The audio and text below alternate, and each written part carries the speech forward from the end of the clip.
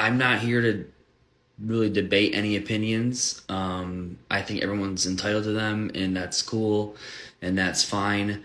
I just want to point it out there that the reason I want to get this stuff out there is for the sake that Carly doesn't have access to any of the information. So with that being said, I really want people to just be careful with what they say, and if their opinion is kind of harsh or not fact-based, which I'm telling you right now, I'm seeing a lot of stuff that's just based off of things that aren't true, or so I just want to put out just please remember that I don't want anyone to be being unnecessarily cruel to her parents. I don't want there to be any extreme opinions that are not based on facts that could potentially, come across as just being mean and cruel. I just this is an open conversation for people who are involved in the adoption constellation. That's the whole purpose of this: adoptees, birth parents, and adopted parents, and you know what I mean. So I want to make it really clear, some of the harsh stuff, it's just not necessary. It's not necessary. We can have open conversations and not be mean and cruel. And I feel like people are getting it twisted by, oh, you're bashing her parents by doing this. I'm not bashing them. I'm not slandering their names. I'm not calling them out of their names. I'm not really even sharing my opinion on who they are as people. I'm literally just here sharing facts about our adoption journey. That's it. And like I said, that's why I'm not really going back and forth. I'm not debating with opinions. It doesn't serve anybody, I guess. My whole thing is I'm just here to state facts.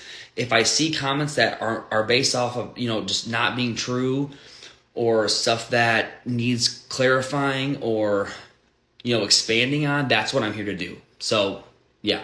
Anyway, so I feel like what needs to be kind of addressed here, in my opinion, is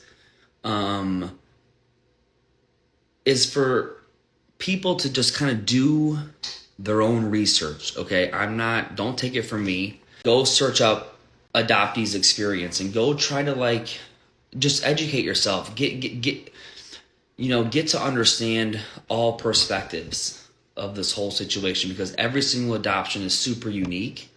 There's no two adoptions that are the same, and everyone involved in that adoption kind of triad is going to experience different things, okay? And so my thing is not to, I will not speak for Carly. I'm not going to give, too many details about her. I'm going to share my experience. And she is involved in that experience, but I'm not here to speak for her or to, say things that I'm not 100% sure of, because what I'm talking to you and what I'm saying to you is stuff that I'm 100% certain of. Okay. So, I think this is hard on everybody involved.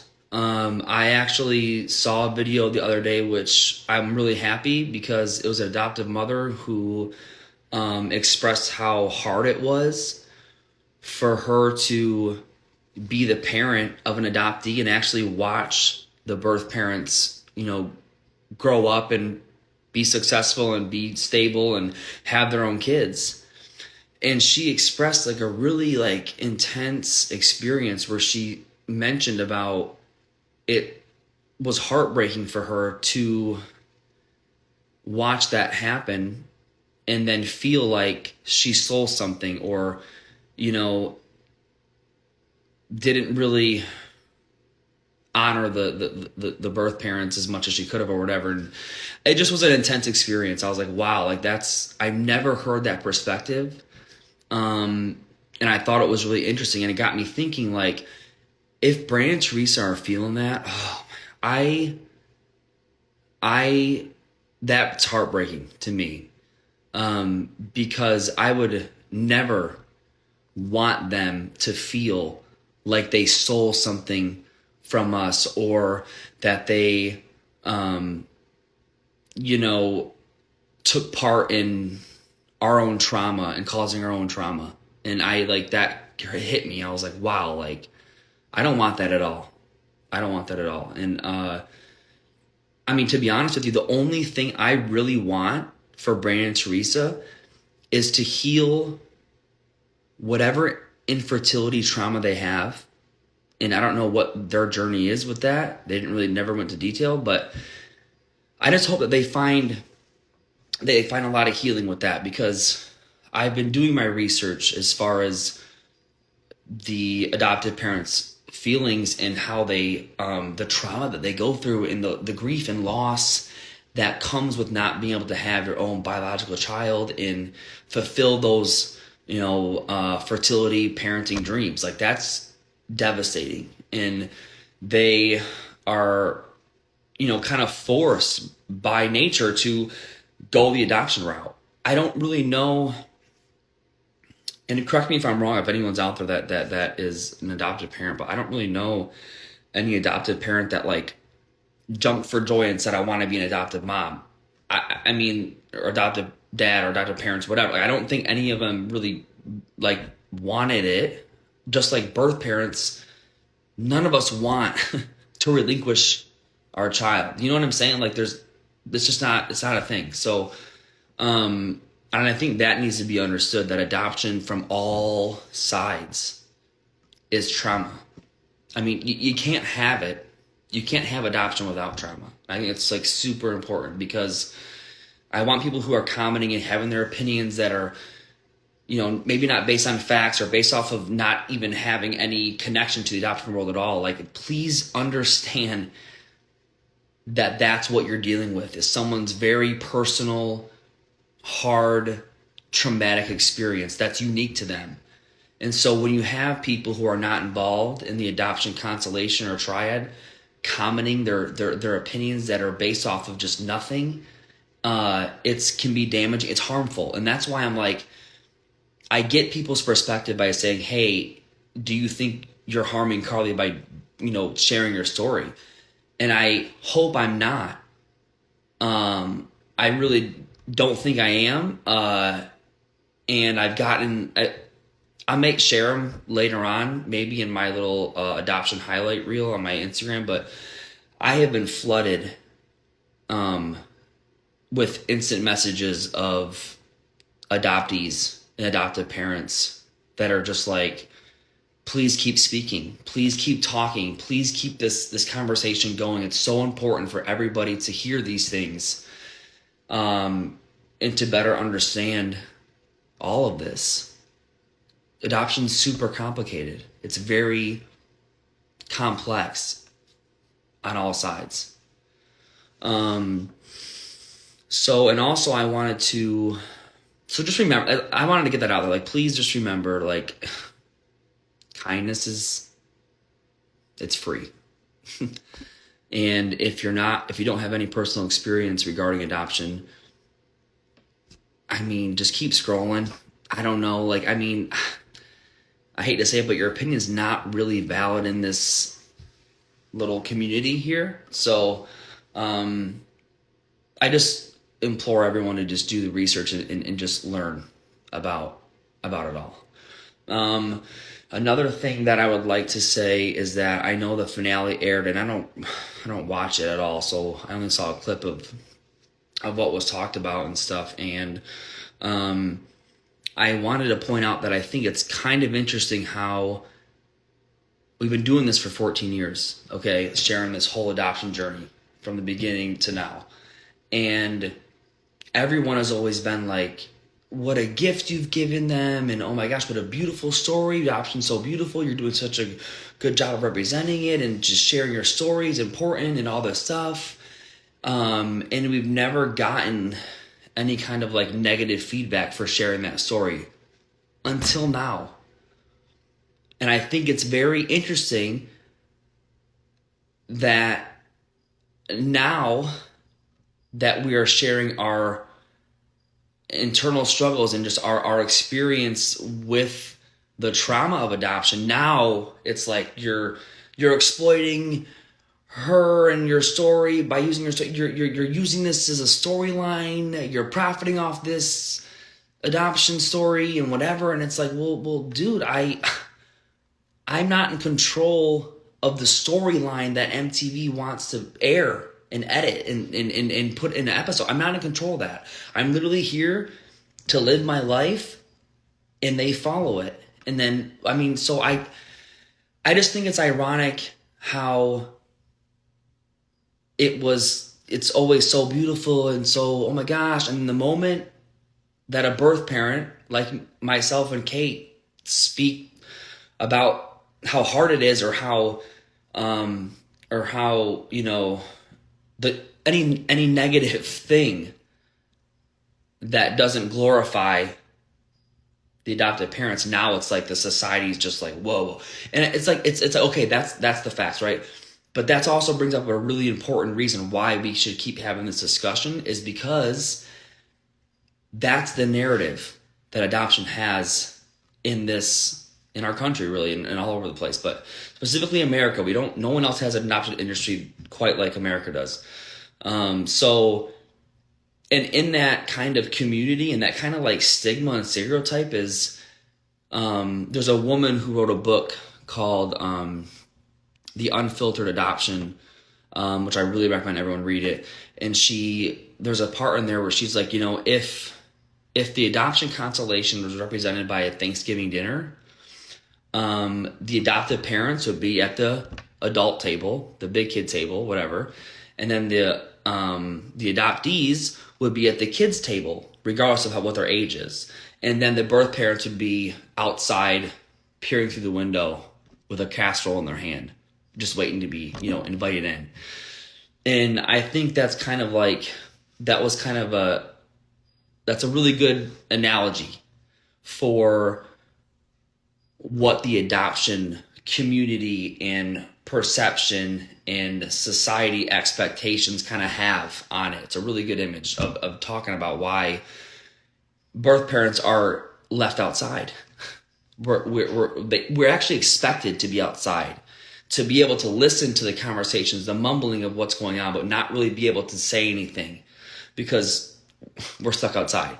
So I thought that was a really like kind of easy breakdown about that. And I think that's kind of an interesting how I'm seeing that play out in real time with just the crazy amount of, you know, cruel and mean things that people are saying just because me and Kate are sharing our story and our truth and our experience and as birth parents. And it's a perfect indicator of why we need to keep talking about this, because in this whole adoption community that I'm learning more about as we go on and just reading books and just kind of trying to understand everything, birth parents are meant to be silenced. Adoptees are meant to be kind of follow the guidelines, like follow suit with the adopted parents. And the adopted parents are glorified and meant to be, you know, we should be grateful.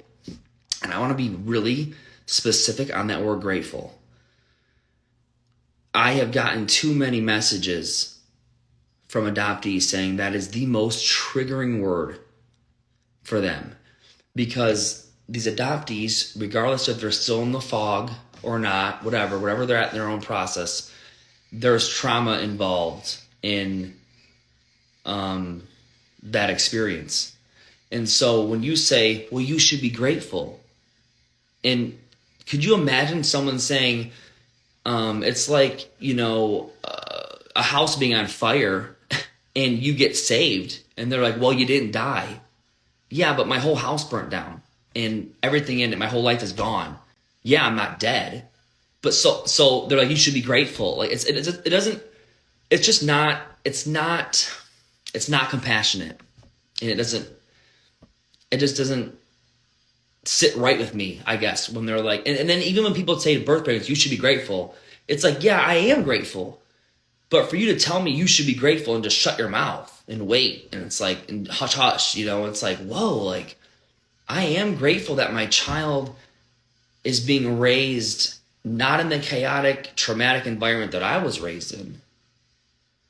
But I'm not grateful for the inevitable trauma that she's going to have to experience and kind of face as she gets older. Yeah, so I would just tread lightly with certain things like that, or opinions, I guess. And you know, I'm getting a lot of stuff like, you sign off your rights, you know, give it up, stop all this. And it just keeps, it's not sitting with me, I guess. I am just like, this is showing me that I think we need to keep talking about it, because this is what society expects.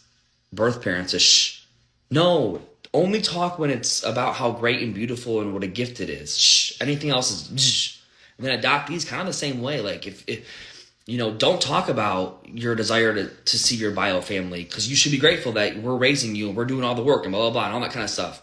So it's like, I don't know.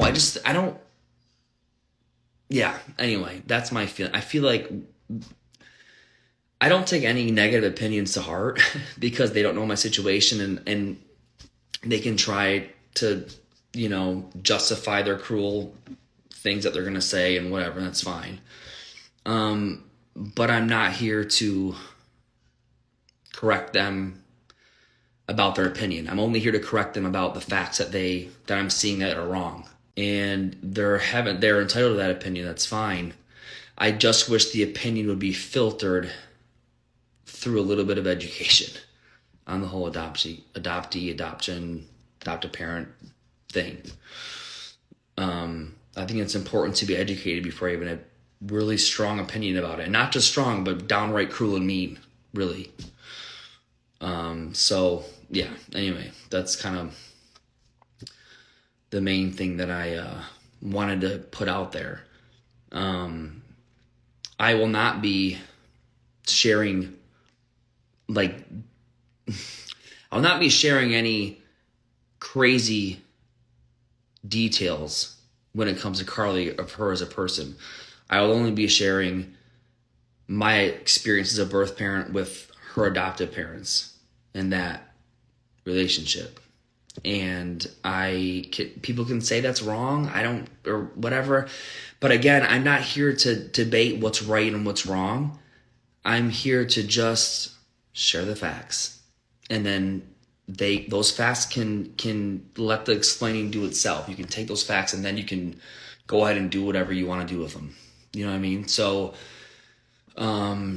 yeah, adoption is a huge, crazy industry in America, very unique to our own country, and the laws that are protecting everyone involved, and huge profit, lots of revenue comes in, lots of revenue. I mean, like I said before, Bethany has made $188 million last year.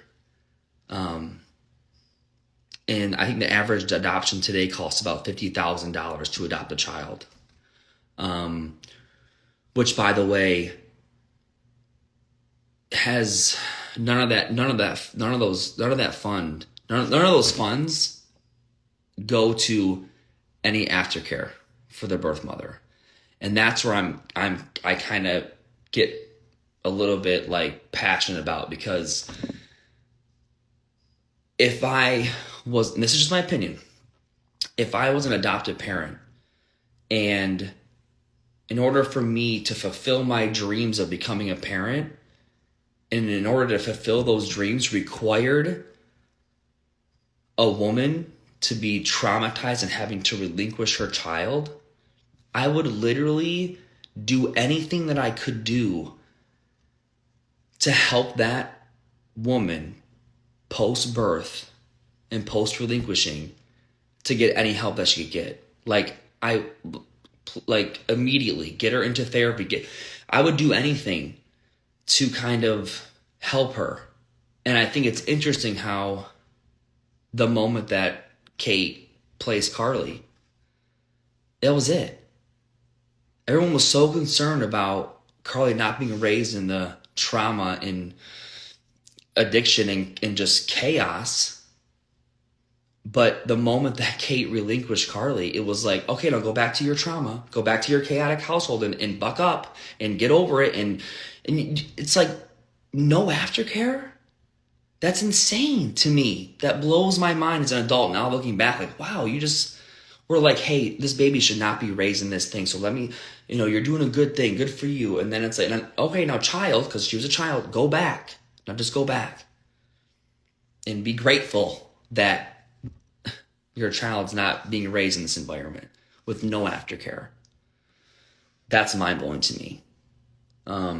Because as an adoptive parent, to know that I wouldn't have this opportunity to fulfill my dreams as becoming a parent that requires the trauma of somebody else, and to not have the compassionate, the compassionate dedication to help this woman post birth, it's crazy to me. It's just crazy to me. That's just my opinion. I just feel, and that's why I really feel that adoption reform needs to happen. And I don't know how that's going to happen, but I think this is a start. We're talking about it. It's getting people kind of exploring things. It's getting the conversation going. And I think it's important. But I think to highlight the most important part of all of this is for the adoptees, because they didn't choose any of this. They didn't choose how they got brought in the world, when they got brought in the world, and how they're going to live in this world. They didn't choose it. Birth parents did. Adoptive parents did. And so with that being said, I think it's up to the adoptive parents and the birth parents to do their due diligence and research and to do to gain all of the knowledge that's possible regarding what they're about to enter into. And personally, part of me feels that if we all did that, adoptees would be better off. They wouldn't have this much questions. They wouldn't have this much turmoil. They wouldn't have all of the mental health issues that statistics prove they have with closed adoptions versus open, whatever. It's for the kids. And I know people, for some reason, don't believe that that's what this is for. And like I said, that's fine. You can believe that this is for any other reason. But I'm here to confirm that it's to open the conversation and to better understand adoption in general and how it works and the whole industry behind it and everything else. So that's why I'm doing this, because I feel in my heart that I have traumatized Carly. And I was ignorant. I didn't know anything about adoptees and what they experience. And I feel that she is owed this explanation. She deserves this information. She deserves this truth. She deserves to see herself reflected back in her experience. And she deserves to have the freedom to express whatever feelings she has around it without the influence of the adoptive parents, without the influence of the birth parents. And I think that's one thing that I want to clarify as well. I'm not here to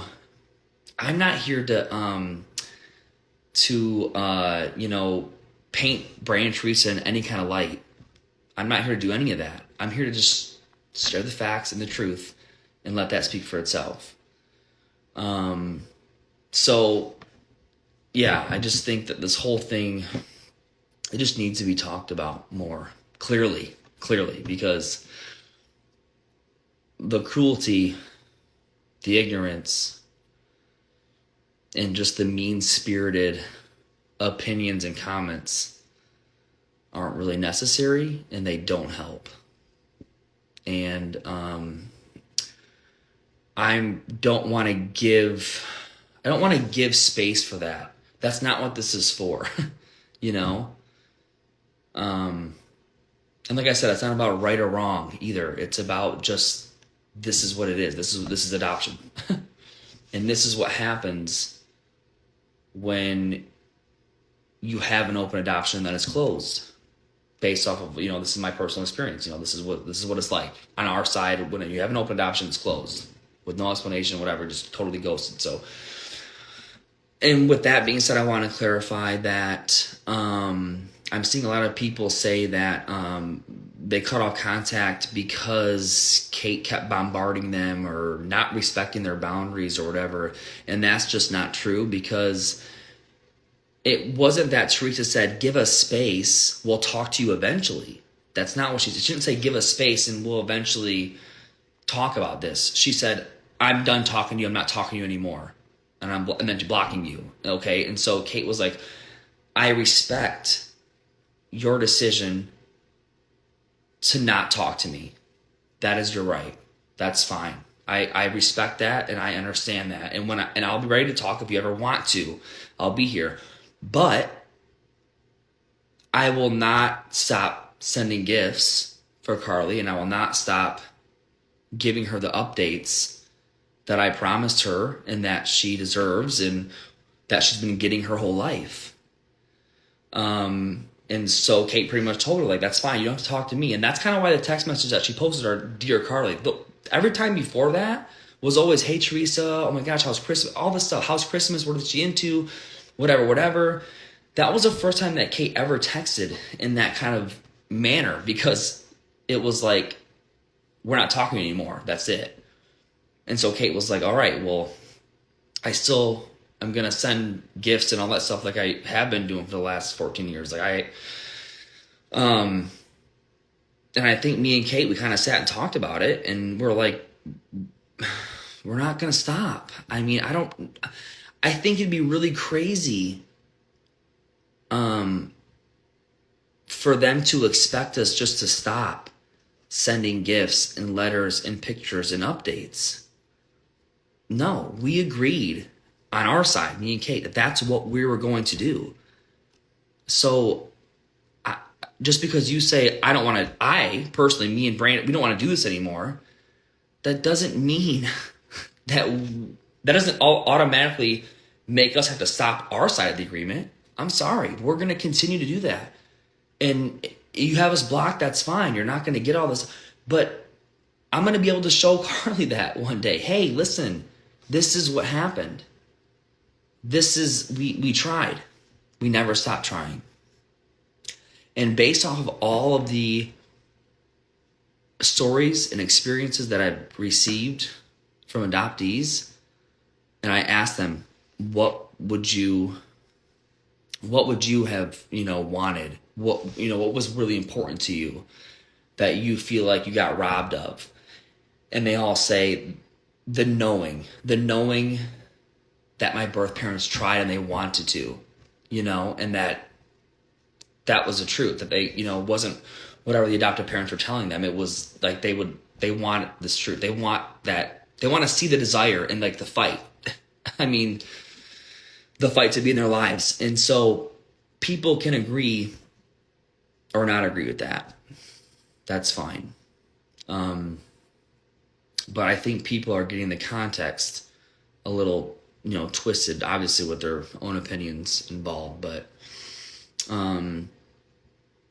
yeah, that's the reason why when Teresa said, it wasn't, I've seen some videos where they asked for space and you didn't give it to them. That's not what they said. They didn't say, give me space. They said, we're not talking to you anymore. And Kate wrote back and said, okay, I respect that. You don't have to speak to me anymore. But I'm still going to be sending gifts, letters, pictures, and updates like I promised to Carly, not to you, but to Carly. I promised those things. Anyway, so that's what we're doing. And like I said, I'm not here to debate what's right or wrong. I'm just here to share our adoption journey and what we're going through. So, yeah. I think it's important to also know that if me and Kate knew it was Carly's decision to cut off contact, we wouldn't be having this discussion. We wouldn't be doing anything. We wouldn't be sending updates. We wouldn't be sending pictures of her siblings and her bio siblings or whatever. We wouldn't be doing any of that because we would know, okay, that's fine. You know what I mean? About why would we, you know, so if we had confirmation or knew that it was Carly, which we have other information that says it's not, then we wouldn't be doing this. That would, you know what I mean? So everyone's saying, oh, you know, you're going against the boundaries and and it's like, I don't agree. And also I don't agree because I know information that you don't know and that you'll probably never know until the time comes where that stuff can be talked about openly. So, yeah, the whole thing is, you know, messy. It's sad, honestly. Like, I think it's more sad than anything. Like, it's just sad. Like, we signed this thing. We had all these expectations. And I don't think we're owed those expectations. I don't think the expectations, you know, we deserve them. I just feel that when we made this decision that we verbally agreed on specific things and we said that we want an open adoption. And I have to say that if Brandon and Teresa were not okay with the publicity of their child adoption story, they should have said no. When they were asked, hey, it's going to be documented on a public TV show, whatever, like they should have said no. And when the information got to them saying, hey, they want to open adoption, they want to have face-to-face visits. That's what open adoption is, face-to-face visits, okay? The difference between semi-open is pictures and letters. The only difference between semi-open and open is face-to-face physical contact visits, okay?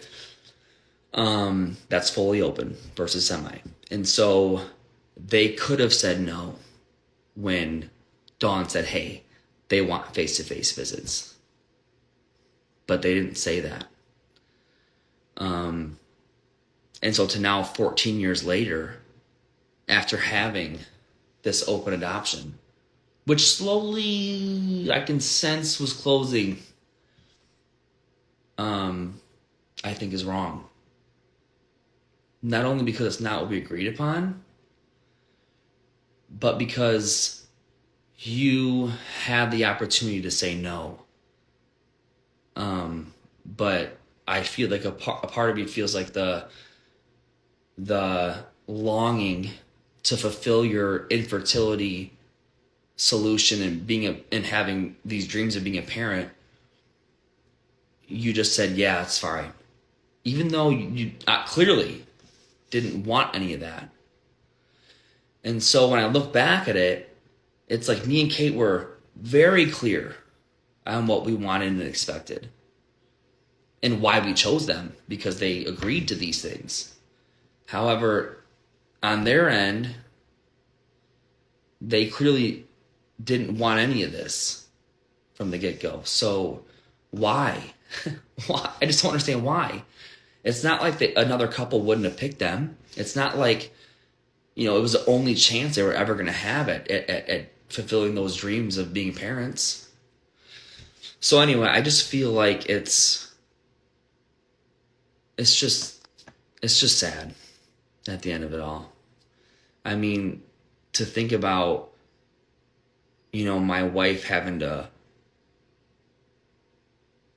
sorry.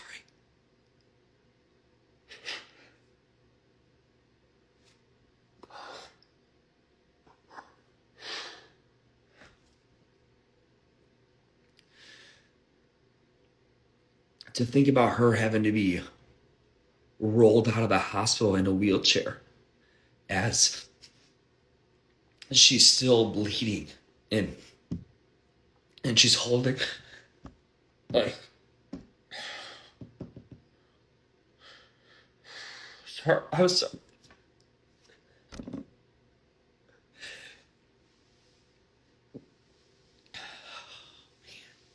It's hard. See, this is hard. It's difficult, you know. It's that she was a child rolling down the street and not even at hospital grounds with the expectation of having this access and this open adoption experience and trusting all the adults that were around us telling us this was the right thing and you're just doing such a good job and you're what a gift you're giving these people. It just kills me. It literally kills me. And to know that trauma that Kate had to go through, not only at home before Carly was born, but afterwards, and she was by herself, and there was no support. No one came after that. No one said, "Hey, Kate, come." Like, how is that okay? Like, it's just it's just traumatic, you guys. Like, I don't know how to really explain it, but and then for her to continue to share her story, being vulnerable, like, and then for me being young and naive and not even understanding the trauma and PTSD that comes with being a birth mother, not even a birth parent, because I'm a father, so I have nothing, I didn't carry this baby, but for her to have this trauma in her body, then to have it reignited after having Nova, and then having postpartum depression and not understanding why all this is coming up for her. And for me being so naive and stupid and ignorant, I won't say stupid, I just was ignorant. I didn't know that birth mothers go through this when they have children after relinquishing their first one or whatever that. And I was so ignorant, and I didn't understand, and there was times when I was frustrated and just, I didn't go about it the right way. I wish I would have been more supportive with her during all that. And she got ridiculed by the public by going and getting help. And even I, at that time, didn't understand. So for her to keep, like I said, for her to just continue to share her story and to be so vulnerable, to take all the brunt of all of this, yeah, it's just, I don't care what anyone says about her. I think she is the strongest woman I've ever met in my life. And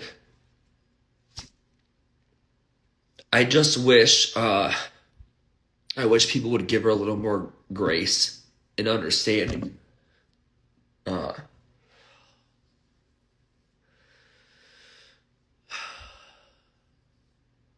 at the end of the day, she was failed. People failed her. People failed her being a young daughter and a child in a crisis. That's crazy. Being a father now to daughters, like, dude. Oh my God. I would just, oh. Yeah, anyway.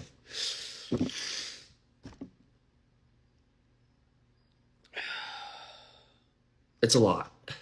I didn't mean to get on. Sorry, it's stupid, but this is reality. This is adoption, which is loss and trauma on all sides. And I just ask that people be, just be compassionate, try to understand.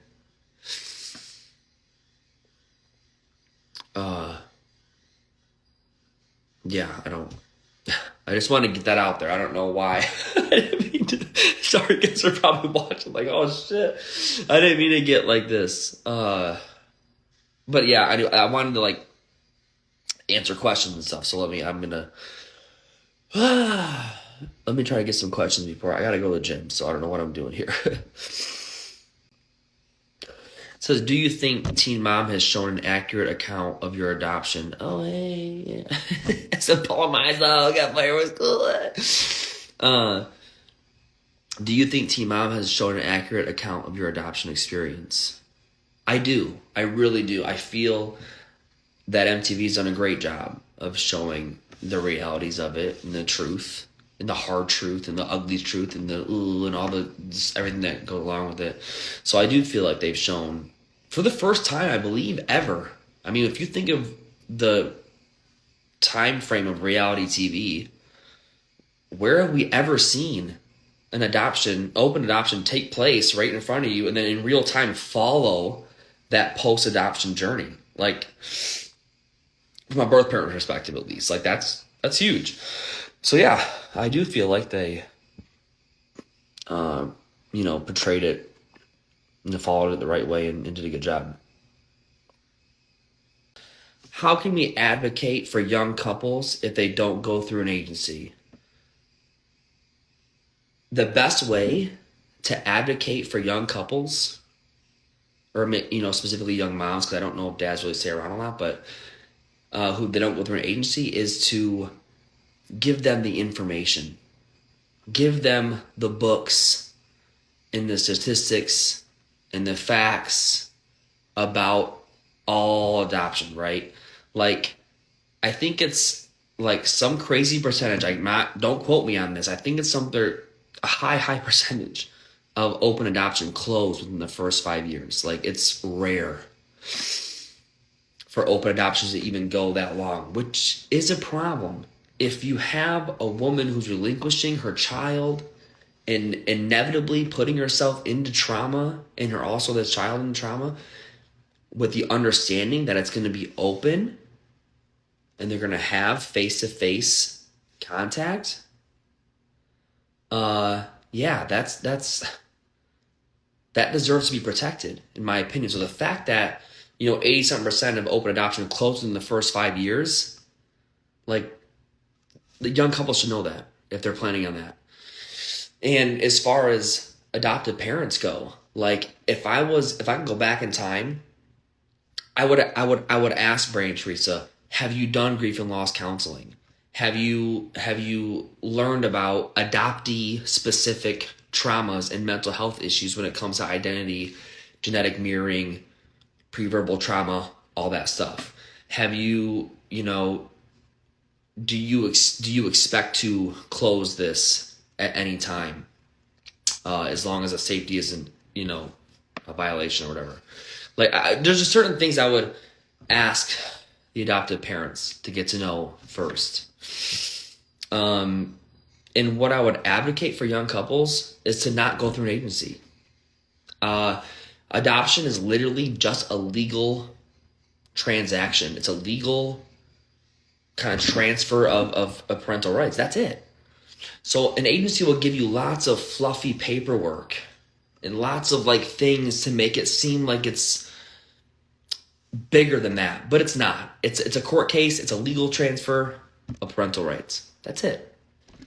So I don't think you should go through an agency. I would find a family lawyer. I would find maybe even a legal guardianship expert.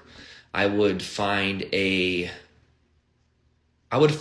legal representation that specializes in adoption. So that would be my, best way to advocate, in my opinion. You know what? Actually, I want to add on that. Another way to advocate for young couples too is to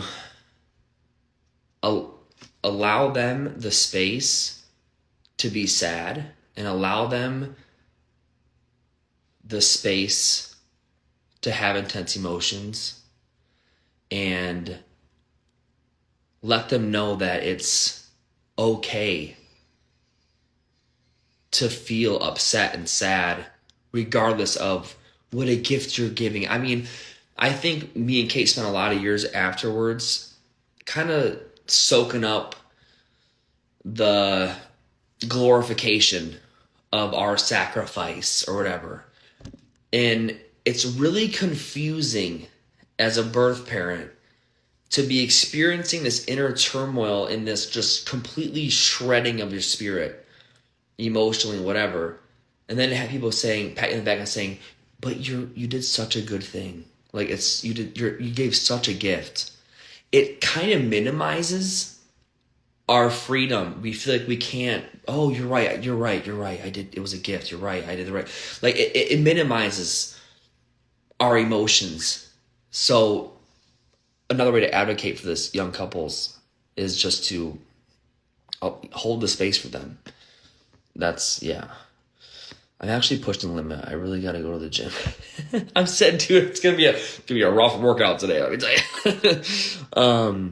It's funny because I literally just dropped all the girls off to school, which, by the way, Raya's doing a lot better. She didn't like doing she ran off to the teacher today. I was like, had to wait by the window. I was like, is she crying? But she's fine. Raya's doing great at her first year at school, whatever. But yeah, I was getting them all ready for school and dropping them all off, and I came back home to drink my coffee, and then I just saw so many people tagging me, so I had to get out here and but I really I should be already on my way to the gym right now, but here I am.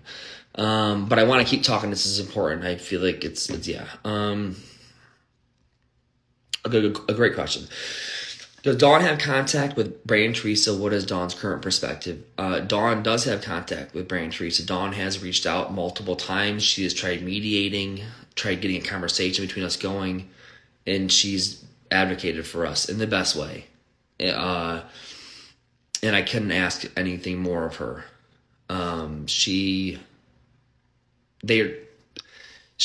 Regardless of how many her attempts to reach out to them and try to figure this out, they're just refusing to. So, I mean, it's not Dawn.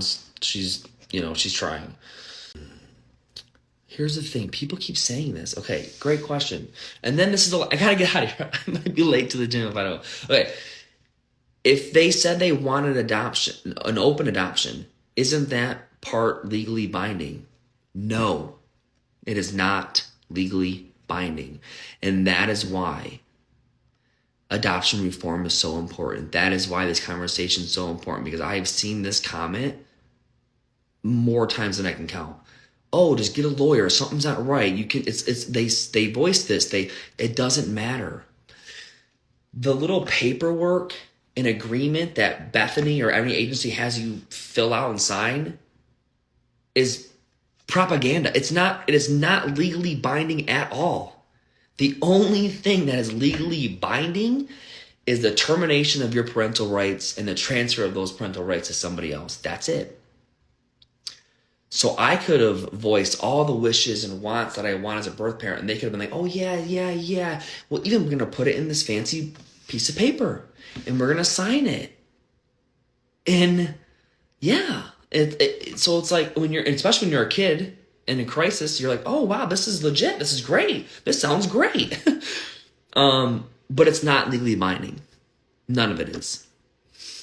And that's a problem, I think, in our adoption industry, whatever.